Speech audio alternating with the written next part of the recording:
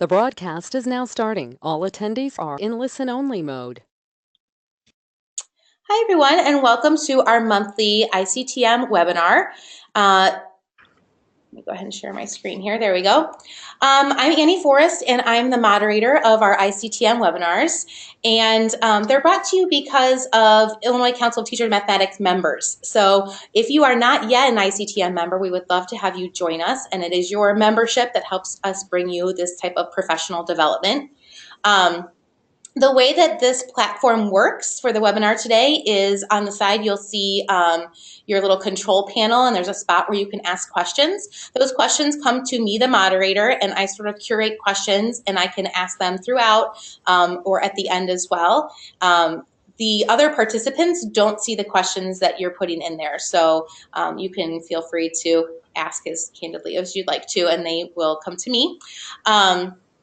And I think that's about it. So, and also at the end of the webinar, there'll be a short survey. If you could stay to fill that out, that's really helpful to get some feedback on what you like and what you would like to see in webinars in the future. In addition, there will be a follow-up email that you will get. So if you attend this webinar live and you're an Illinois educator and like to get CPDUs, there'll be an email that you get tomorrow with a link that to a form to fill out, and then the CPDU evidence will get emailed to you.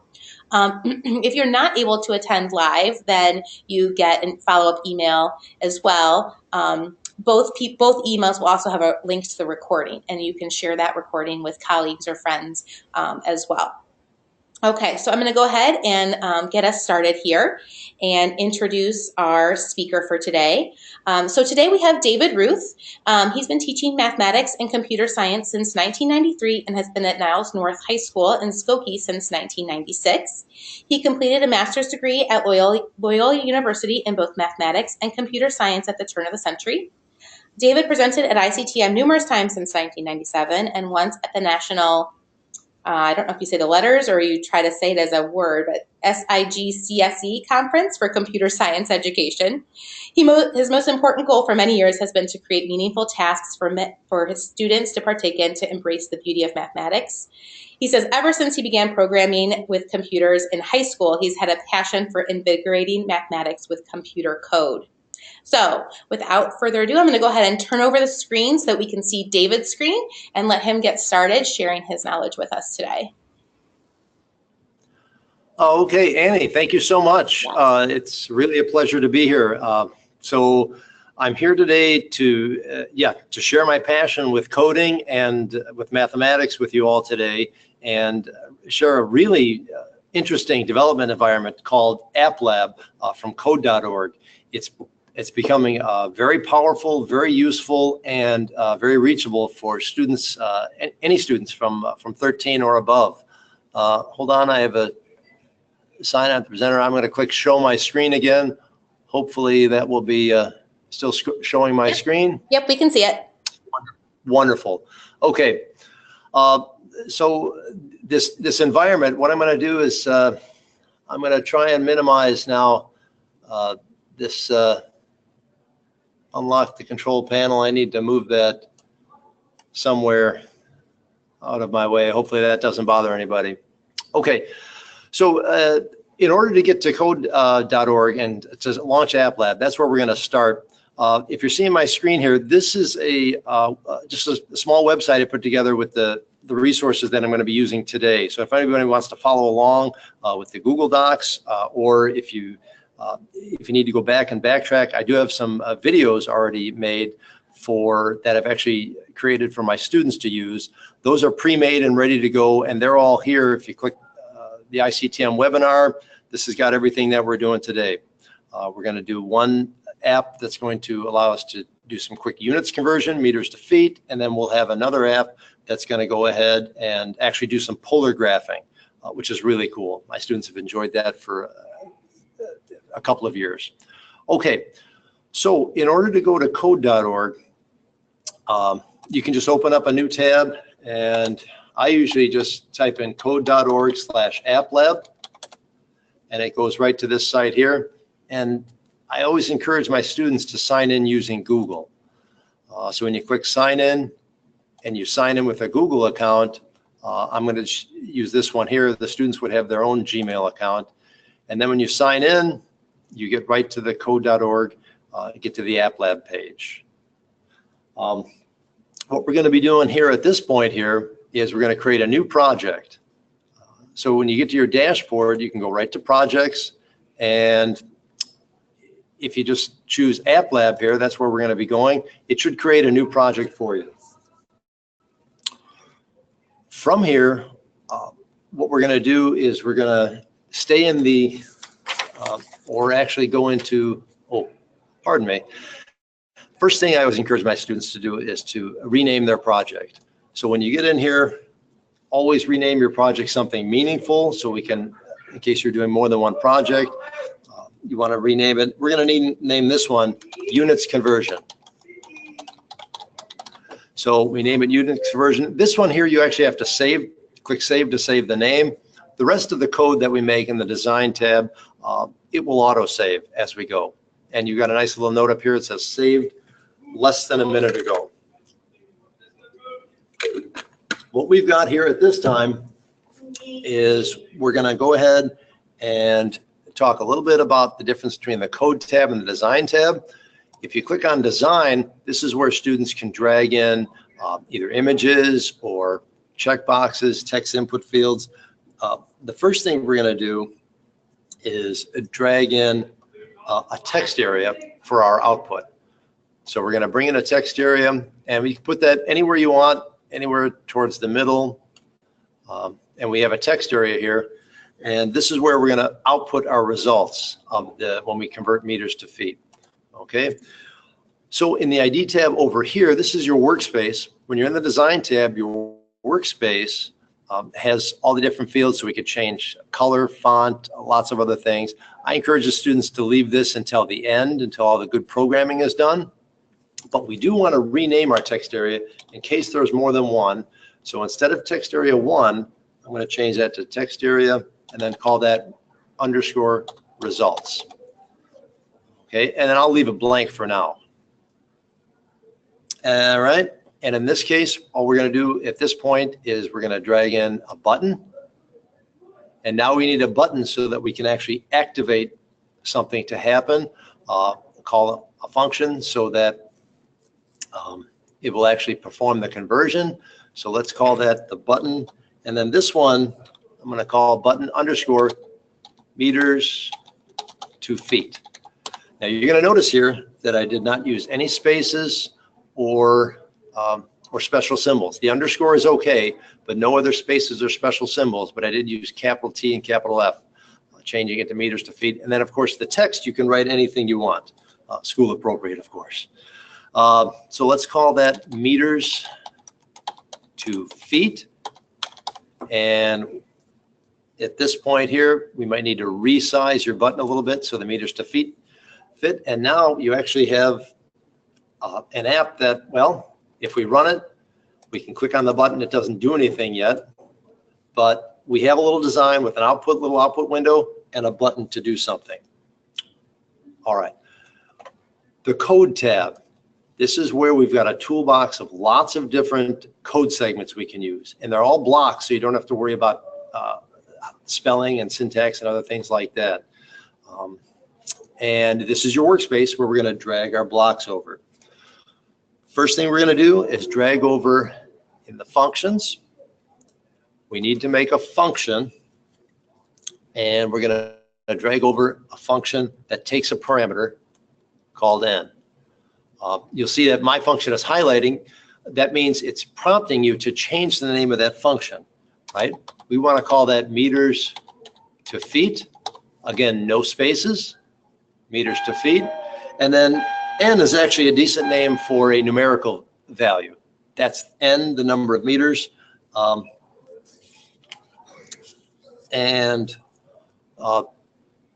that's what we're going to do with our conversion. All right. At this stage now, what we need to do is we're going to need to, what does this function do? It's going to return the number of meters given the number of feet. So you could, at this point, encourage your students to go to Google to look up how many meters, how many feet are in a meter.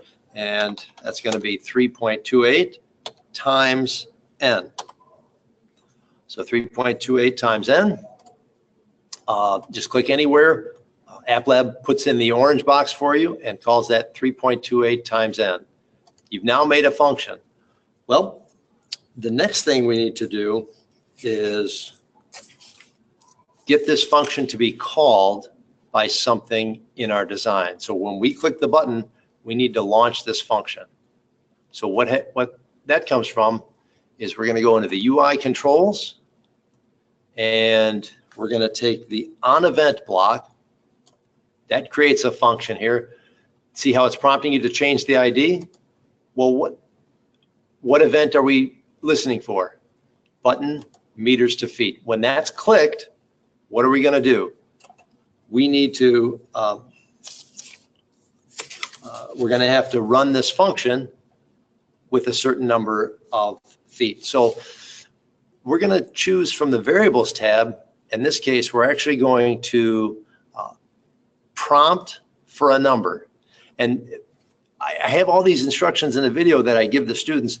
The students really find a decent time, even if they've never done any programming before. They get a real easy time following these steps and dragging the code in.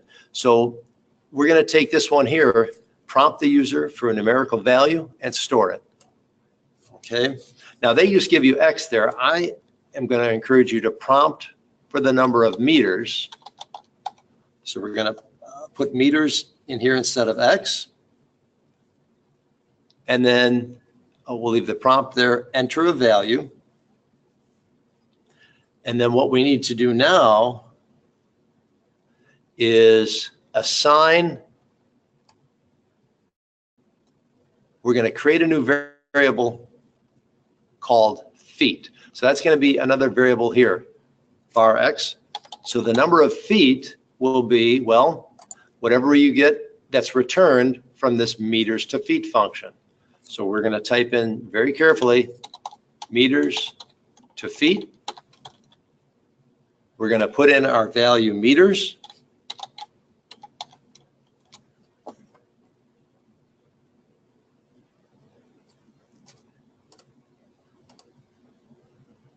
And that's going to be our function call.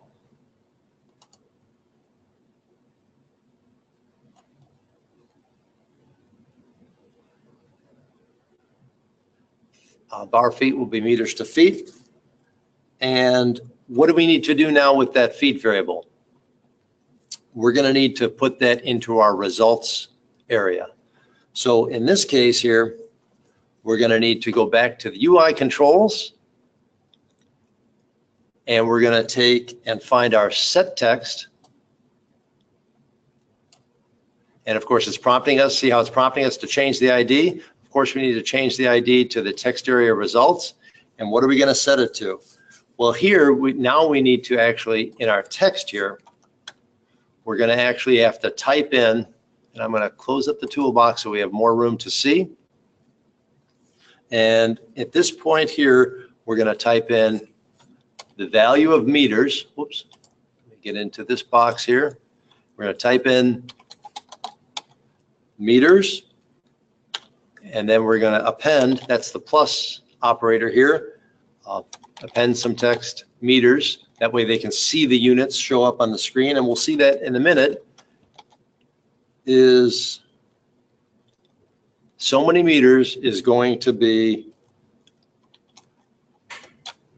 feet, number of feet.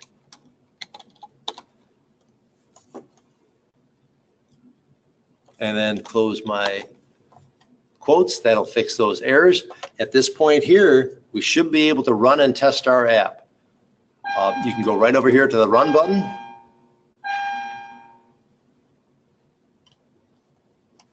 Let me try that one more time. Let me do a quick refresh here.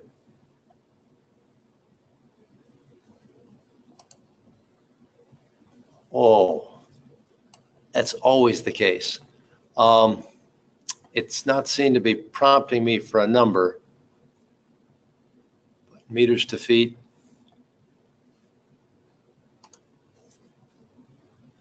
Okay, So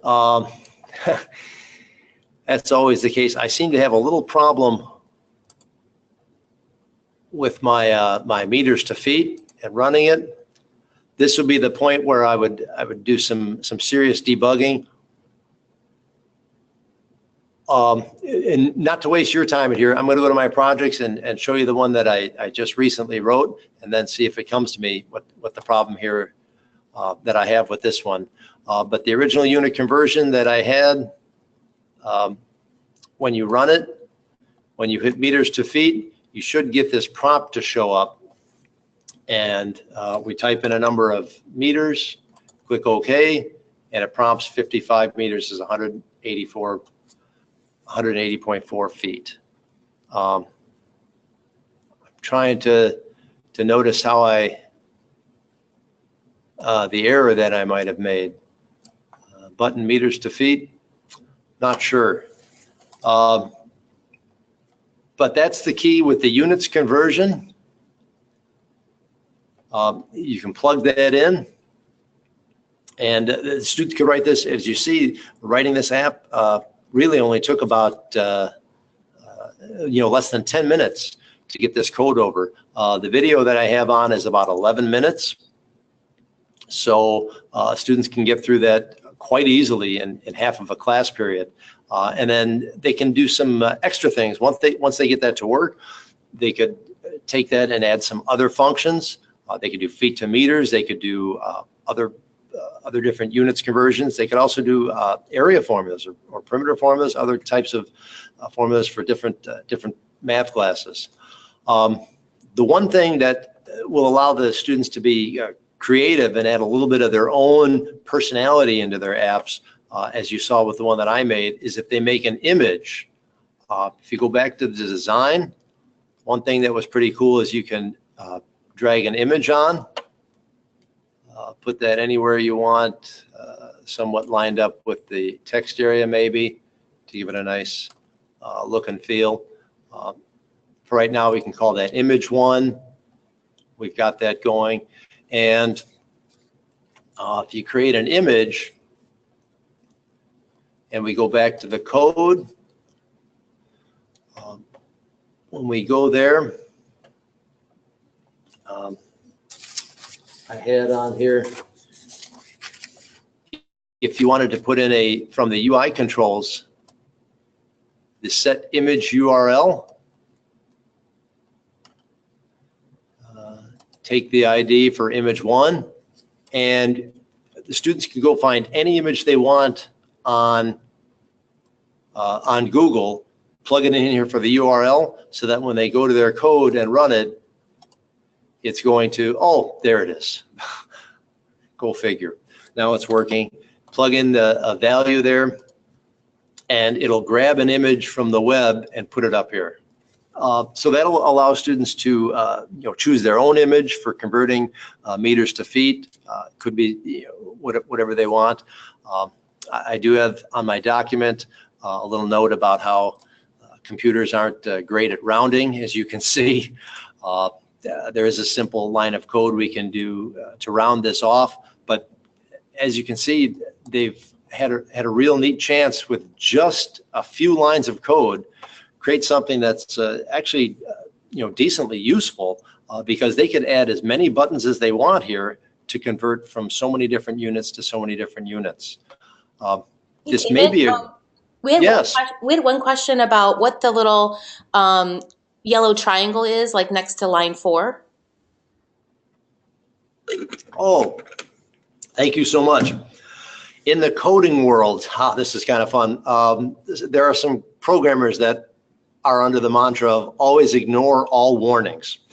This is a warning saying that the event that was created when we dragged, I hope it's dragged, over the on event callback. When it brought that over, it created a function for us, and it put in a parameter there called event. It turns out in our code, since our code is pretty routine, it really only had one function, right, to convert the meters and output it. We never used the actual event variable. We didn't need to. So the warning doesn't affect any of our code.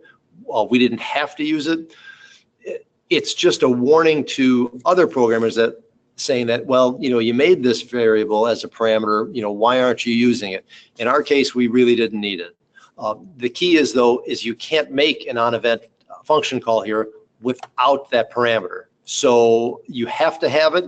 You don't have to use it. So the yellow triangles are warnings. You can ignore all of those. And let me show you one other thing that's an error, because that was a great question. If I forgot my last quote here, whoa, red squares, really bad.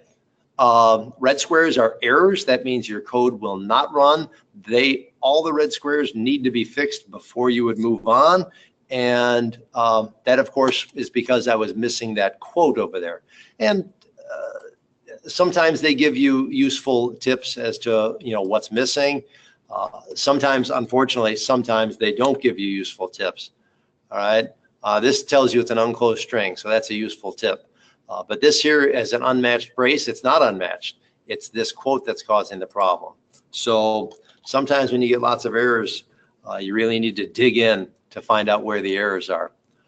Great question. I'm open now to other questions if they show up. Yeah, somebody else was wondering, can you undo a last step? Oh, great question. Let's see. If I hit Control Z, that didn't undo the typing that I did.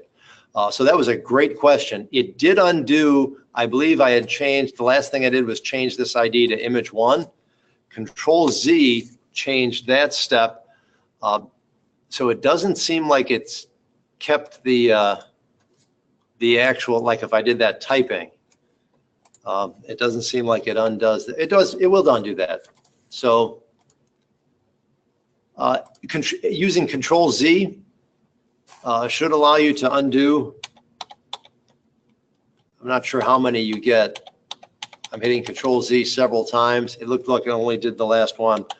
Control Y, put it back in. So you can undo the most previous step. It doesn't look like you can do previous steps, but now I haven't used this before, but there is a version history here. So if you do need to go back several steps, you can restore to a previous saved version. So we had one here less than a minute ago, 7 minutes ago, things like that. So that's a great question. Are there other questions, Annie? So with the versions, can you ask it to save a certain version at that point if you wanted a certain thing kind of saved, or is it just automatically doing those versions for you? It will automatically do those versions. It has an autosave feature. Unfortunately, I'm not sure how often it saves. Could be based on how busy their servers are at the time. Right. If you know you have something complete like this, and you want to keep this in its form, but you want to make some modifications to it, and you are worried the modifications might break what you have, you could actually remix this right now, and we now have a second copy of the original project. Let me go back to my projects, and there's the original units conversion that we were just working on. Now I have a remix of it, which is the exact same code. Now I can start modifying this one, and I have a standalone copy of something that I know was working. That's a really good question. Yeah. Thanks. I'm going to read this question too because I'm not sure I understand it, so I'm just going to read it how they wrote it. Is the default type for a variable a number, or does the type have to be declared? Oh, that's another great question. This uses JavaScript. So this is, I'll show this to everybody here. AppLab runs in JavaScript if you want to see it. And some of my high schoolers, some of my students actually want to see the code and get into the actual JavaScript right away. This is what you see. So it's JavaScript behind the scenes. So these are the blocks, back to the text. And then as far as the variables, JavaScript is a non-typed language. So when you create this variable meters, the program doesn't know it's actually a number until specifically you pass it an actual number. So if we were to run it, and I might have, and this is what happened the last time, I didn't get the prompt. If you put in something that's not a number, sorry about that. I think this is just code.org getting a little bit goofy. If you put in that something that's not a number, it'll try to read it as a string, and then some of these other things won't work. So in the short answer is, in JavaScript, you do not have a specific type for a variable. Good question. Okay, and then there was just one other question, kind of a general one about, do you just do this type of work in your computer or coding classes, or do you fit them into your math classes? And if you do, how do you find time to do that with all the curriculum that you have to do? Oh, that's a great question. This coding here I actually do with my math classes. The last number of years it's been pre-calculus, which is why I have the polar graphing app next. And basically, each one of these could be, literally just almost do both of them in one class period. You can almost get both of them done in one 40-minute period. So it's not like a huge step out of our bounds of curriculum. So you look at the time that we have there, and it gives the kids a great break for from doing the things that they've doing the classwork and doing the homework exercises and really digging into the paper and pencil aspect of it. It really gives the kids a neat avenue for learning what they're doing with paper and pencil in a dynamic, a neat way, writing code. Yeah, so do you have other teachers that teach the same course? Is this unique to your class, or do you have other teachers that are doing the same thing, or do they, teach in a more traditional way and you're the only one doing this? Oh, now that's a good question. And I still, most of the time, I would still say most of the time, 90 to 95% of the time is still spent in class teaching the traditional way. So this is just one extra avenue to, for those, a couple of days, per unit, maybe 3 or 4 days per unit, out of a 3 or 4 week unit. We'll go to the computer lab, and sometimes we'll do Khan Academy, sometimes we'll do this programming. So this is just sort of a little niche that would be something extra that's in there. So the other teachers are the same as me, doing things mostly traditional, and some of them have used these videos with their classes to do them, but it's more of just an extension. It definitely doesn't supplant anything that's going on in the traditional classroom setting. Okay. Does that help? Yeah, I think that's all the questions we have for right now. Oh, those are great questions. All right, I'm going to take a quick swig of water for a second, and then we're going to start the polar graphing app.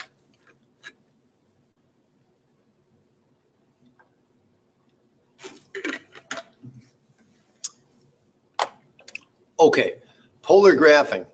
I do have this document online if anybody wants to follow along with that. Once again, that was here at this URL up here. Yes, and I did put that in the chat as well, so people have access to the link to this, to your Google site. Oh, Annie, thank you so much. All right, so polar graphing. I'm going to go ahead and create a brand new project in code.org.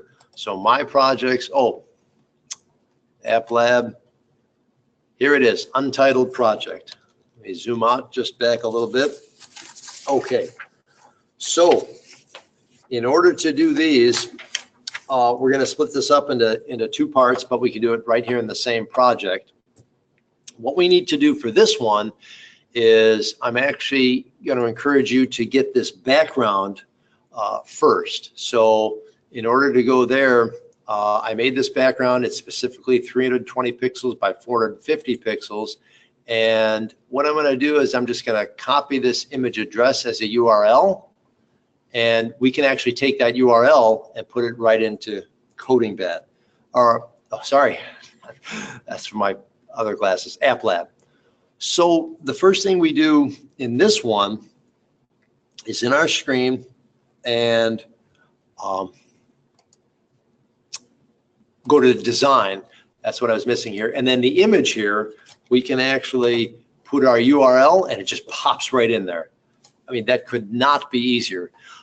So they've really made it useful for lots of programmers. Now, I did actually specifically scale this to fit exactly these grid lines here are indeed 30 degrees, 45, 60, and so forth.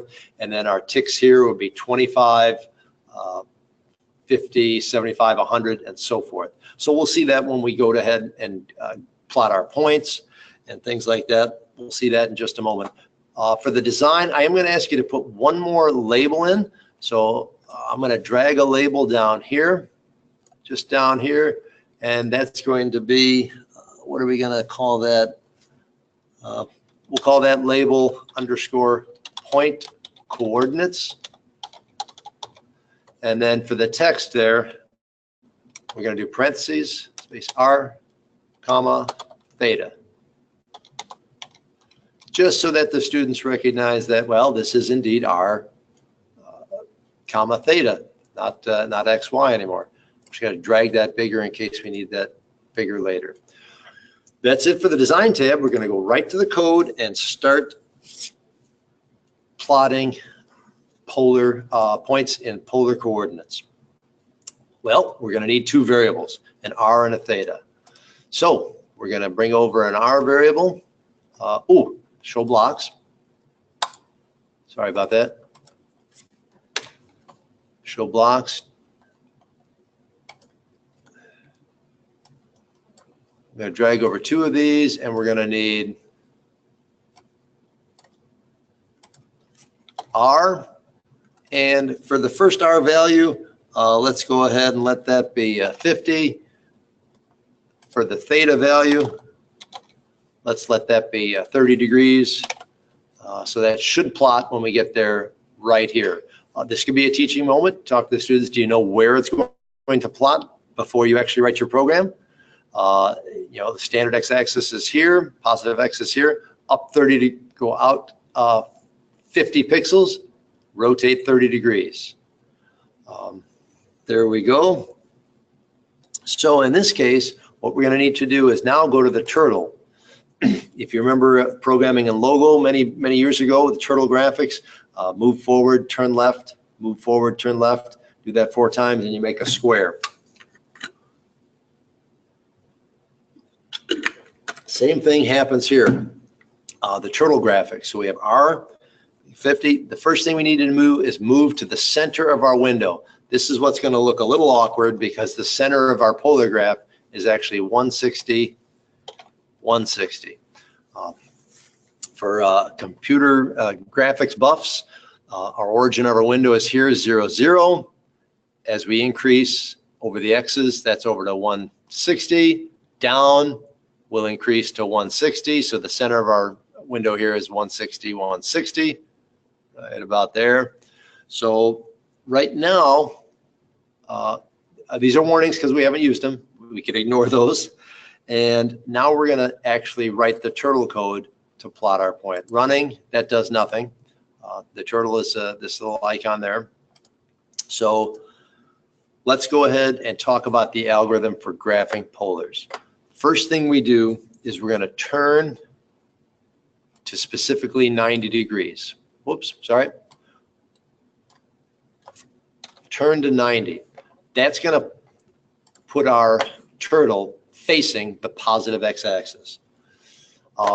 We need to tell the turtle to have its pen up so it doesn't draw as it turns and moves from here. But what we're going to ask the turtle to do is to turn left by whatever theta is. And I just typed in theta right there. All right, so the turtle's here. And it's turned left. See how it's facing now 30 degrees? The students actually, without even looking at the code now, may even realize it's got to move forward how many pixels? Well, whatever your R value is. So it's going to move forward R, and then it needs to put the pen down. It needs to draw a dot. Okay, 5 is a little thick. I would recommend 3 pixels. Students could draw the dots certainly at whatever size they want.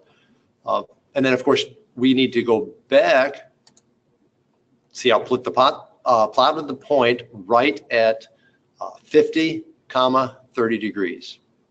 Okay, before we finish, I'm just going to have it move backward R pixels, and then what you can see here is that you've literally in 10 lines of code, less than 5 minutes, you've created a polar graphing program that can plot points. They can plot 50, 30. What's the difference between that and 130? You see that? Ooh, I see this line here. Some of you might be noticing that here. I forgot to take my pen up as I moved back from plotting my dot. So I can just put that in here. Somebody asked if you could explain again the meaning of pen down and pen up. Oh, absolutely. The idea is if I forgot to take, like here, if I didn't have the pen up at all, and I decided to go ahead and plot this point, see how it drew that line? Because as it moved forward, the pen was always down. So the idea of the pen up before you're doing your moving, let me reset that, and then the pen up before we go back. Just like when you have a pencil on a paper, when you're actually going to graph, you look at your positive x-axis, your pencil is actually not on the paper as you're actually tracing out and considering to turn 30 degrees. When you actually move out and you actually decide to plot your point, your pencil is actually not on the paper, tracing along the paper to get to this point. When you get to this point, you actually put the pen down, draw your dot, and then you would actually bring your pencil up off the paper. So that's the idea of the pen up and the pen down for the turtle. It allows when the pen is up, it allows the turtle to move anywhere you want without drawing anything. When the pen is down, moving the turtle will be like moving your pencil on the paper. I hope that helps. Yeah, perfect. They said it did. Thanks. Sure. Any other questions at this time before we go on to part 2? There was one question. How easy is it for the line to be color on the Polar Graph app? The polar graph itself? I don't know. They didn't say. They just said how easy is it for the line to be color.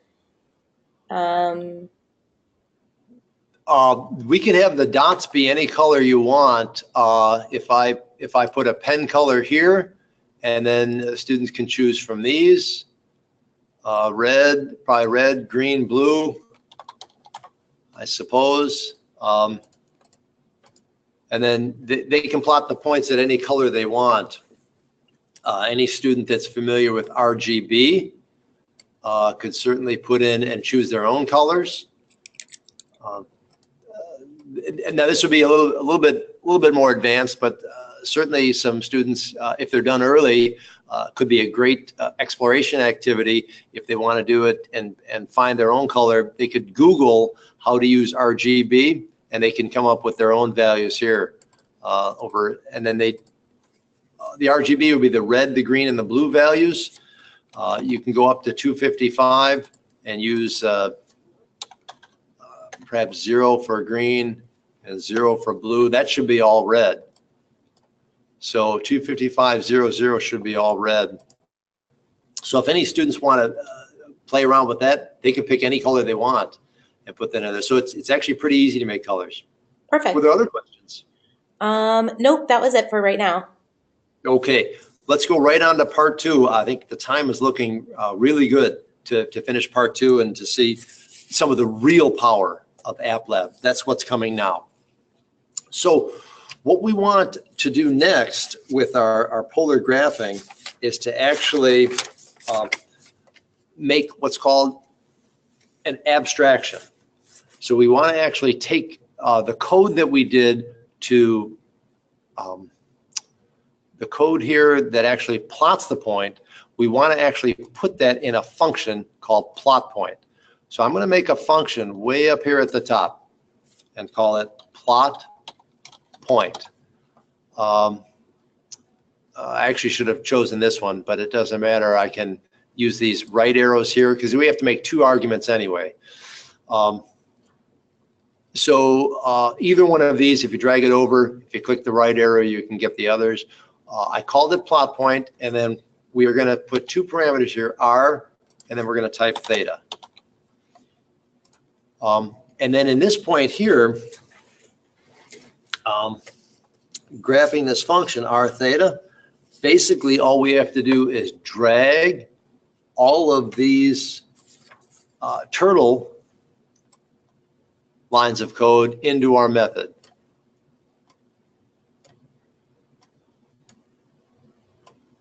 So I'm going to drag them in one at a time.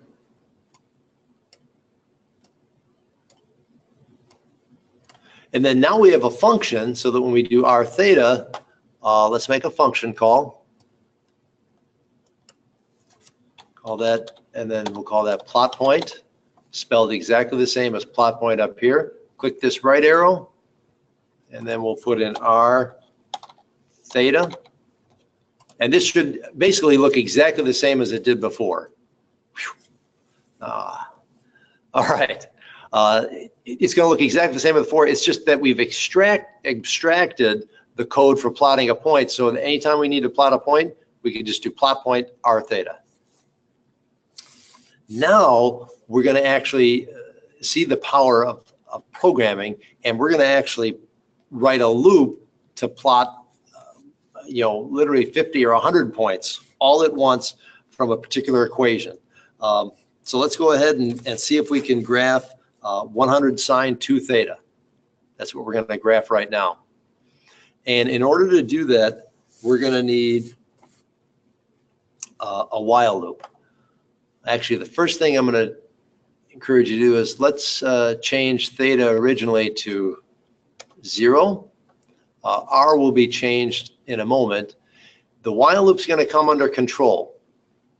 And this is an iterative statement, so the while loop will continue to iterate while theta is less than or equal to 360. Okay, it made the orange box for us for this relational operator. Theta is 0, so 0 is definitely less than or equal to 360. What we're going to do now is we're going to generate an R value. So we drag over this assignment statement, x equals, assign a variable. And what are we going to assign to R? This is going to look just like an equation. And what we're going to put in is we're going to put in 100 times, and this is where it might look a little awkward for the students, but we do have to use math.sine for the sine function. And then we're going to put in 2 times theta, and then we are going to have to multiply by pi over 180. So 3.14159 divided by 180. Close my parentheses.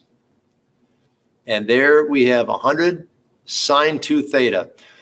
The sine function in JavaScript expects a radian value, but theta's in degrees. So we had to take theta and convert to radians. This is a great time when I review with my pre-calc kids on multiplying by pi over 180 is how we convert radians to degrees. And it creates our boxes for us, no errors. There's the R value.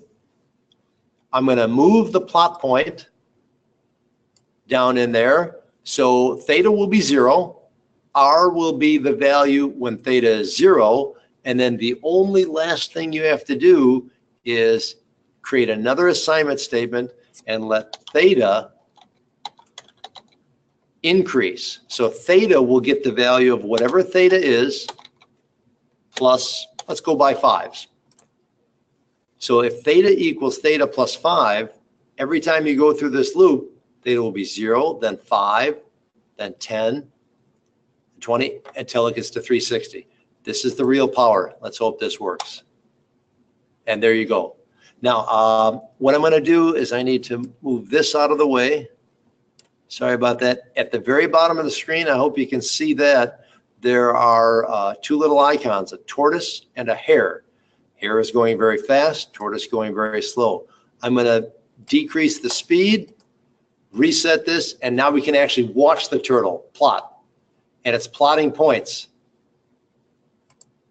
Paused. Pause. Now this would be a great teach as it's going. This is really cool. You can actually see it going through all of the steps here, plotting each point in turn, doing it somewhat quickly. I stopped it here specifically at 45. What's cool about 45? Just a quick double check of what's happening. 2 times 45, of course, is 90. Sine of 90 is indeed 1. 1 times 100 is 100. And we've said that these are 25, 50, 75, 100. So it's kind of a neat avenue there. And the students can change this this function here up. You know, how would it be different if they made it 3 theta? All right, let me reset that. What would 3 theta look differently? There's 3 theta. And right away, you've got a polar graphing app that the students have actually created themselves. This is what's really neat, and what I like to see on the kids' faces is they're not, you know, as powerful as some of these graphing programs are, especially Desmos. I do like using that all the time. I have my kids use it, but when the students actually create it themselves and they write the instructions themselves, there's something very empowering about that. And it really opens the doors for a lot of students to what's really possible with computers and extending their mathematics to some extra stuff. So I definitely am open to some questions at this time. Yeah, so have you noticed students coming in with any background knowledge about coding, or is this kind of like a lot of them, for them, their first experience, or has that changed over the years? Or That's a great question. In my pre-calc classes, I would bet 80 to 90% of them, probably closer to 80%, have had no programming experience, yet are still able to have the success that that I just had on the screen here. And some of them actually get turned on to it, a certain percentage. Some of them, you know, have been in my programming classes, so this would be old hat for them.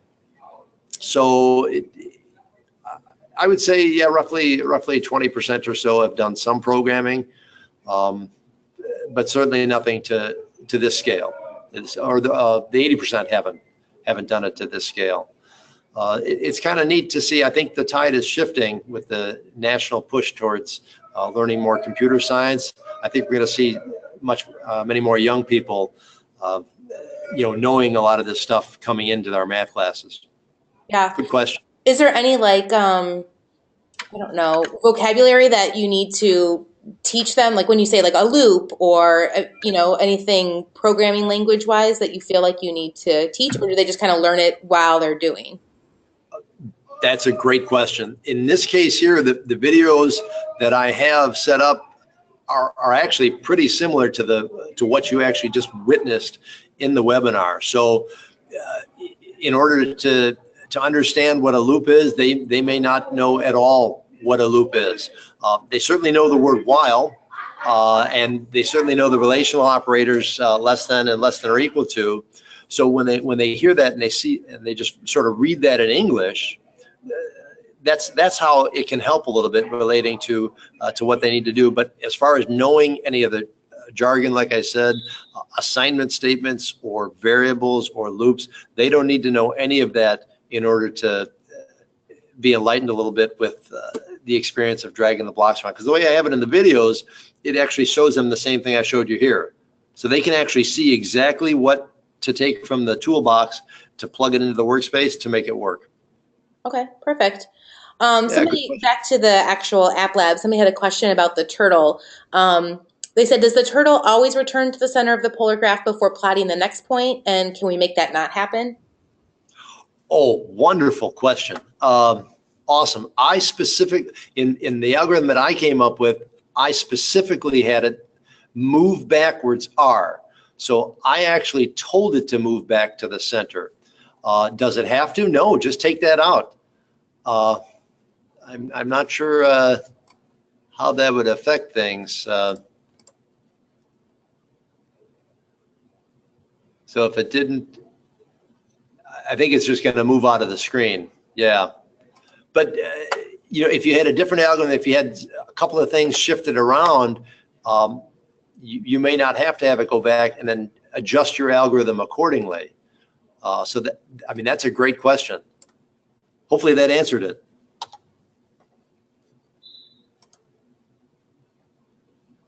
Yeah.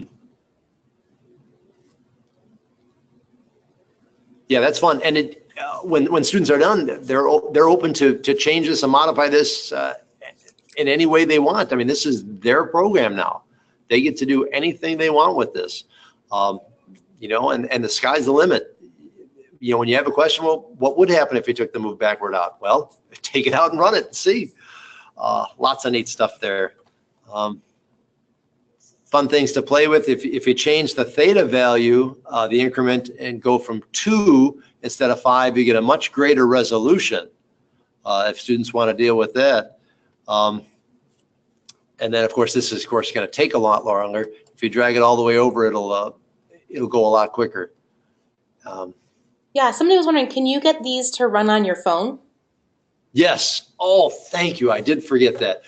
All you need to do is click share, and then you literally click send a phone, and you ask your neighbor, you just type in your phone number, and it'll send you a text. And you click on the link, and you can actually run it right on your phone. It'll work on Android and iPhone. We won't do that here. Yeah. On a public webinar. Yeah, and you can tweet it too. That's interesting. Exactly. I am not a huge Twitter user, but you're right. You could tweet or Facebook it. Yeah.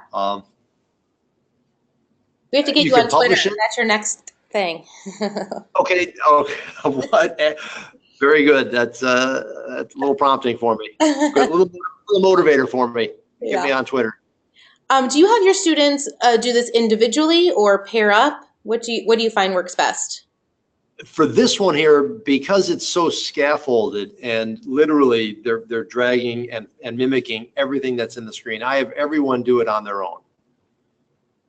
Because if anybody's actually doing it and watching the video, there isn't any student that I've ever had that couldn't get through this and get it done. And it sounds like you use it mostly as an activity. Do you ever use it as any type of assessment or come back to it or put a question on a test that shows parts of code or has them find the mistake in the code or anything like that? Good question.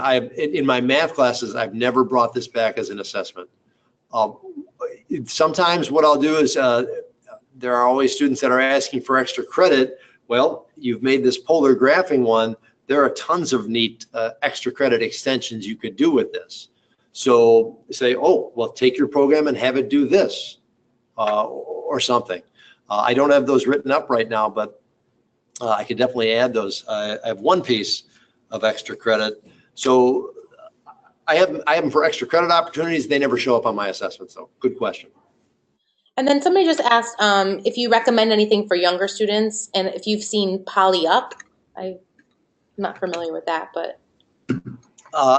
Unfortunately, I haven't used that one. There are lots of great environments for younger students. This one is rated for 13 plus, although for advanced students, this could go all the way down to 10 or 11.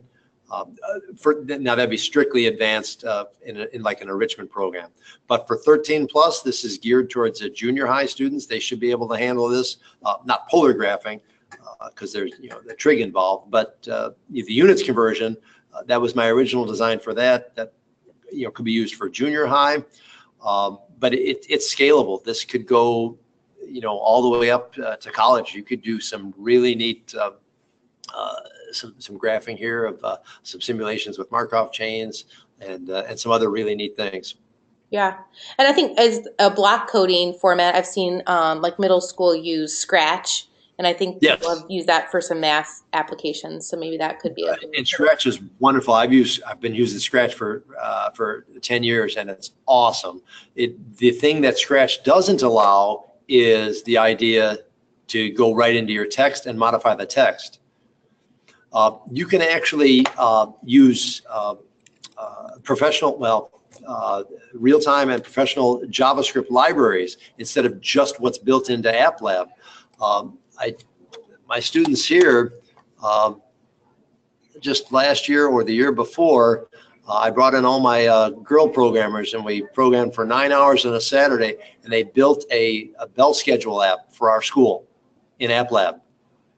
So literally this has the daily bell schedule for every single day of the year, so that when we have a goofy schedule, maybe I think it's Tuesday, February 6th is a late start schedule. That's already built into the calendar. Students can actually see this. And a lot of students and teachers actually have this on their phone. Well, that's neat. It was all built in AppLab. Very cool. Now these were advanced programmers doing this. These were students in my computer science classes. So these are students that have programmed for a few years. Yeah, but still, it's, you know, when they can see the real world application, it's always Real, yeah, I've got tons of teachers asking about this and making sure that it's still updated. awesome.